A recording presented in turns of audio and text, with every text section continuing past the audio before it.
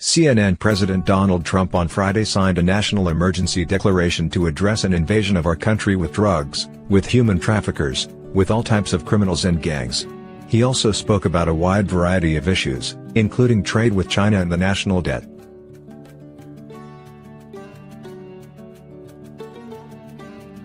As a partial rundown of the president's statements in the context.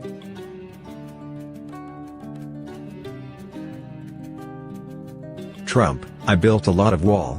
I have a lot of money and I built a lot of wall. As of Friday, no new miles of wall have been constructed during Trump's tenure, but preparations are underway.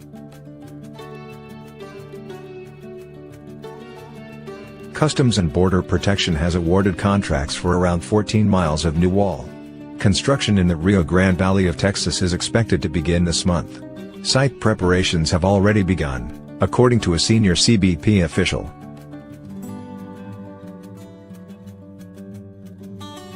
However, replacement projects have been constructed during Trump's time in office.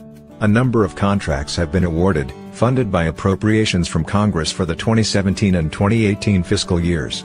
Among them, nearly $300 million to build 40 miles of replacement structures in multiple locations. As of December, 35 of those 40 miles had been completed, according to Andrew Meehan, CBP's Assistant Commissioner for Public Affairs.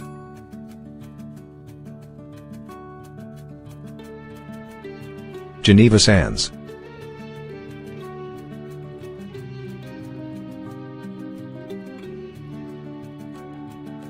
Trump: a big majority of the big drug loads don't go through ports of entry.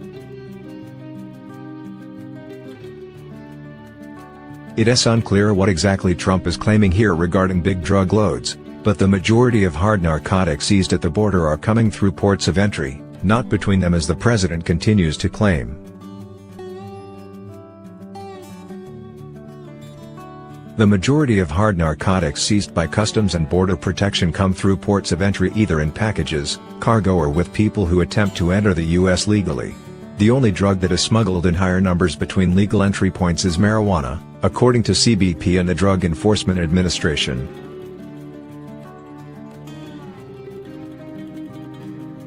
For example, the majority of the heroin on the southern border flows into the U.S. through privately owned vehicles at legal ports of entry, followed by tractor-trailers, where the heroin is commingled with legal goods, according to the DEA's 2018 Annual Drug Threat Assessment. 90% of heroin seized at the border in fiscal year 2018 was apprehended at ports of entry. The majority of meth, too, is detained at the border. In fiscal year 2018, Customs and Border Protection seized 67,292 pounds of methamphetamine at legal ports of entry, compared with 10,382 pounds by Border Patrol agents in between ports, based on available data.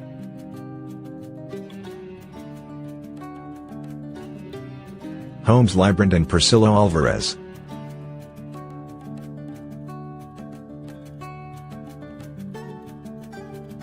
Trump: President Obama put on more debt on this country than every president in the history of our country combined.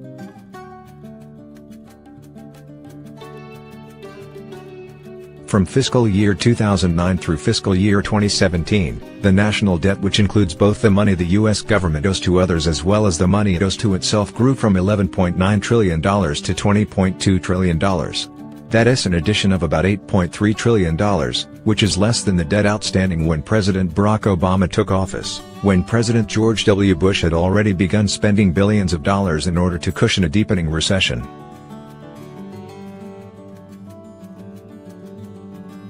Adjusting for inflation, the amount Obama added is even smaller. As a share of gross domestic product, it is far smaller, especially compared to the enormous spike during World War II.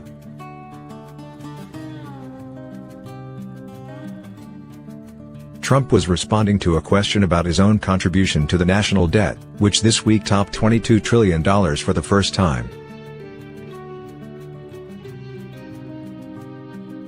Lydia DePillis.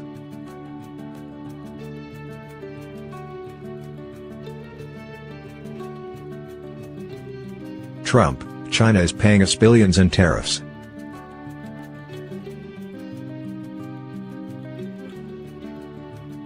The president has made this claim again and again, but this is not really what is happening.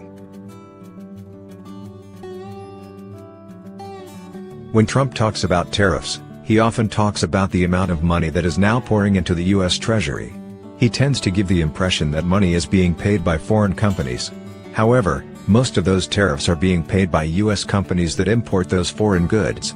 The real question is who bears the cost. Often, U.S. companies will pass it on to the consumer by raising prices, while other times a company will reduce compensation or employment internally to offset these higher costs. In some instances, the Chinese supplier might take on the burden of the tariff by reducing its prices in order to maintain its price advantage in the U.S.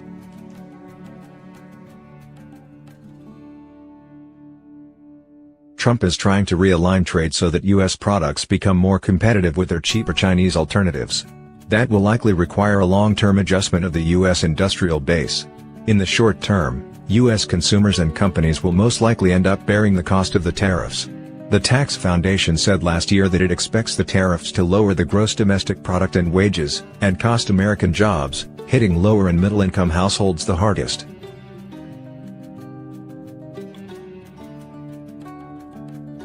Related, Trump greatly oversimplifies his tariffs with billions claim.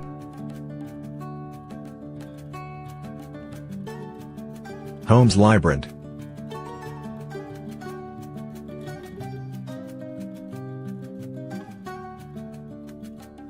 Trump, 2 weeks ago, 26 were killed in a gunfight on the border a mile away from where I went.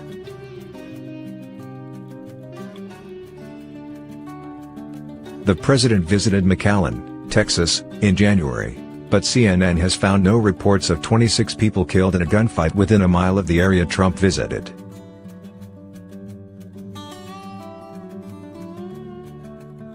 A day earlier, Mexican authorities described a scene as a gang clash, at least 20 bodies, many of them burned, and military-style bullets, according to Irving Barrios Mojica, the Attorney General of Tamaulipas. The bodies were found near the Mexican town of Miguel Alemán. The day after Trump's visit, the Associated Press reported local authorities raised the number killed to 24.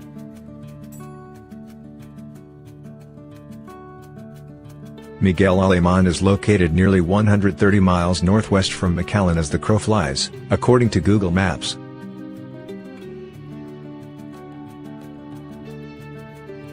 Gregory Wallace.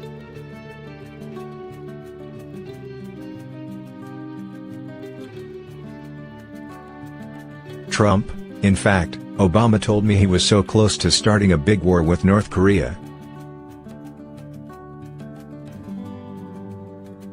While we don't know what was said during their November 2016 Oval Office meeting, two former Obama administration officials have rebutted Trump's assertion that Obama was on the verge of starting a war with North Korea.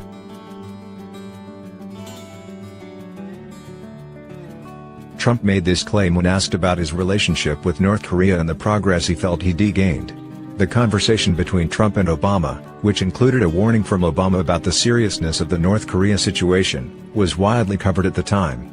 But this claim from Trump was not part of that reporting.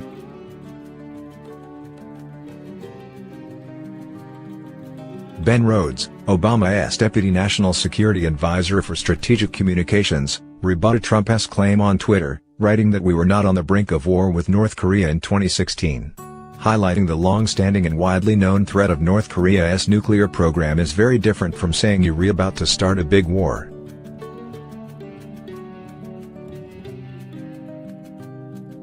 Former CIA Director John Brennan concurred, telling MSNBC that President Obama was never on the verge of starting any war with North Korea, large or small.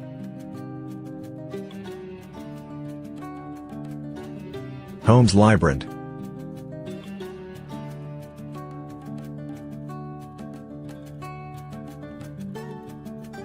Trump, we had certain funds that are being used at the discretion of generals, at the discretion of the military, some of them haven't been allocated yet. And some of the generals think that this is more important. I was speaking to a couple of them. They think this is far more important than what they were going to use it for.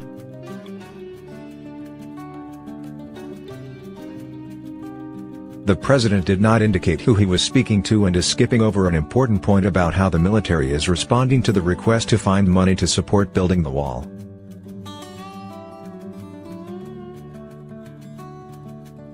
The Pentagon says it has sought to protect spending on combat operations and military families and has worked to ensure that the more than $3 billion in military construction funds will be drawn from the lowest priority projects that have not yet been awarded. However, it is hard to assess how important or not those projects are, as the Pentagon has never publicly listed which projects would be reallocated. Defense officials say identifying the particular allocations has just begun.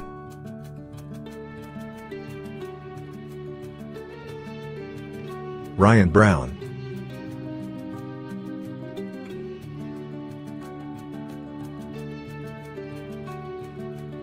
Trump: "We will have a national emergency, and we will then be sued, and they will sue us in the Ninth Circuit, even though it shouldn't be there, and we'll possibly get a bad ruling, and then we'll get another bad ruling, and then we'll end up at the Supreme Court, and hopefully we'll get a fair shake."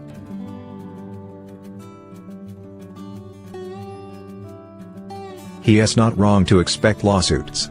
House Democrats have been discussing legal options, as have other groups. And it likely will end up at the Supreme Court.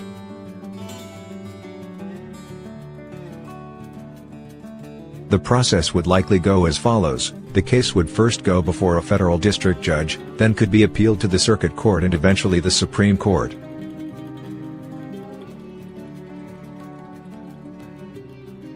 The courts in which these cases would land depend on who is bringing the challenge and where they relocated.